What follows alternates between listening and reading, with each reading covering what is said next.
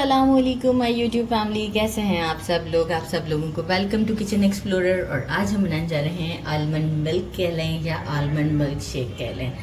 ये इस समर में बहुत ही रिफ्रेशिंग रहता है। इसे बहुत अच्छे से चिल करके जब आप पियेंगे तो आपको बहुत अच्छा लगेगा। सबसे पहले मैंने ले लिया है मेजरिंग 1 लीटर मिल्क ले लिया है और ये फुल फैट है।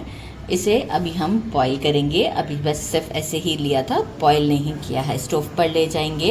अच्छा, इससे पहले कुछ काम है कि मैंने ले लिए थे अराउंड 15 to 16 आलमंड्स ले लिए थे, 20 के करीब है, सॉरी 20 मैंने आलमंड्स ले लिए थे। इसे पानी में सोक कर दिया था 6 से 7 घंटे के लिए और इसे पील कर लिया, इजीली पील कर लिया, बॉईल नहीं किया है मैंने, पील कर लिया है। अब हम क्या करेंगे, इसको मिल्क को लेते हैं और इस आलमंड में मैं डाल देती हूँ और इसे मैं ब्लेंडर से इतना अच्छा ब्लेंड करूँगी। नहीं, बहुत अच्छा भी नहीं ब्लेंड करना है कि आपने बिल्कुल ही पाउडर कर देना है, हल्का सा चंकी सा भी रहे, राइट, तो ज़रा टेस्ट अच्छा आएगा। अच्छा, पिस्ता और बादाम, आप चाहें तो काजू भी ऐड कर सकते हैं गार्निशिंग के लिए, और हल्का सा बीच में थोड़ा सा कुकिंग के दौरान हम डाल देंगे तो टेस्ट अच्छा रहेगा। 1/4 cup sugar according to taste आप डालिएगा, क्योंकि देखिए हम दूध को काफ़ी पका लेंगे ना, तो शुगर ऐसा ना हो कि बहुत ज़्यादा हो जाए। तो मैं जो ये 1/4 कप है ना, इसे भी थोड़ा थोड़ा करके डालूंगी और टेस्ट करते जाएंगे। समटाइम बहुत मीठा हो जाता है। 1.5 टीस्पून ये वाला इसीलिए मैंने साथ रखा है। इसमें ये लिया है मैंने वनीला का कस्टर्ड पाउडर।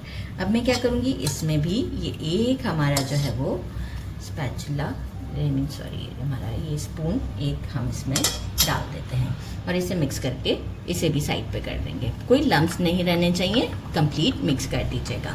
साथ में हम यूज़ करेंगे पिंच ऑफ सैफरन और 2 पिंच हम यूज़ करेंगे इलायची पाउडर। 1/4 टीस्पून भी आप यूज़ कर सकते हैं इलायची पाउडर। तो बस चलते हैं स्टोव की तरफ, काम बहुत सिंपल है।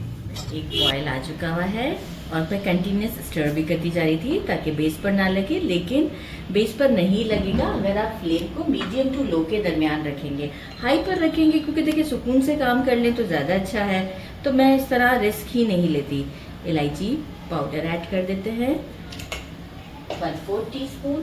साथ ही में हम सैफरन को ऐड कर देते हैं। सैफरन से इसका कलर बहुत अच्छा आएगा, आप चाहें तो स्किप भी कर सकते हैं। अच्छा, अब मैं क्या करूँगी, इसे इतना कुक करूँगी कि थोड़ा सा ये रिड्यूस हो जाए और इलायची और केसर का फ्लेवर भी इसमें बहुत अच्छे से आ जाएगा।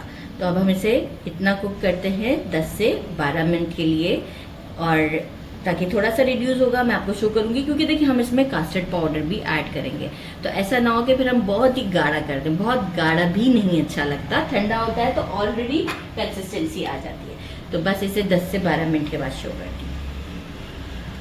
अच्छा, मैंने इसे टोटल 15 मिनट दे दिए ताकि ये अच्छे से जो है वो, ये इलायची का ही है तो इसलिए टेंशन की कोई बात नहीं है।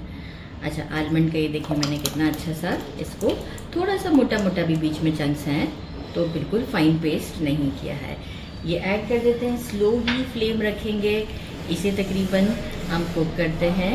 शुगर ऐड कर देते हैं साथ ही में, ताकि शुगर भी हमारी इसमें थोड़ा सा ऐड कर रही हूँ। मैंने आपसे पहले ही कहा था रोक रोक कर ऐड करूँगी, क्योंकि टेस्ट कर लूँगी, ऐसा ना हो कि बहुत ज़्यादा स्वीट हो जाए। इसे हम 5 मिनट और कुक करते हैं। ये देखें कितना ज़बरदस्त सा हमारा कलर भी आ चुका हुआ है। और यहाँ क्या है, शुगर थोड़ा सा और बढ़ाया था। ये कस्टर्ड पाउडर को एक बार मैंने चला लिया था ताकि वो जो बेस पर लग जाता है वो ना लगे।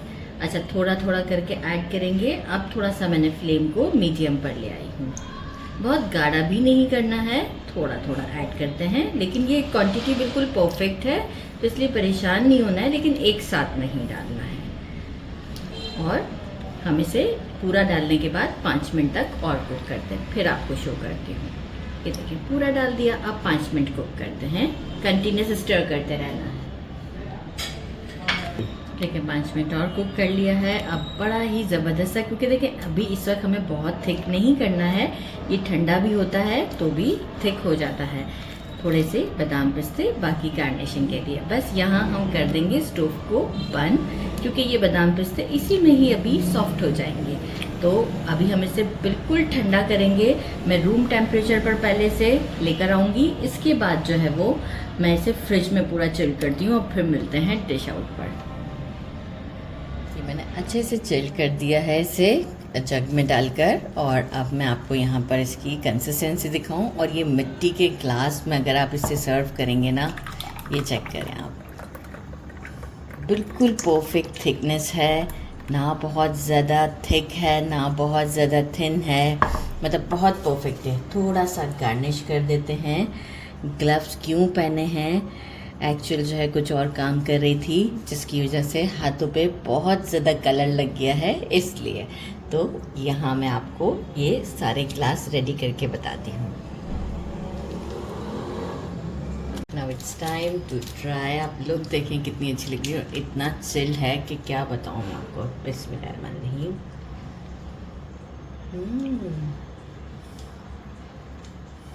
बहुत डिलिशियस है, ज़रूर ट्राई कीजिएगा। बहुत ज़्यादा टेस्टी है।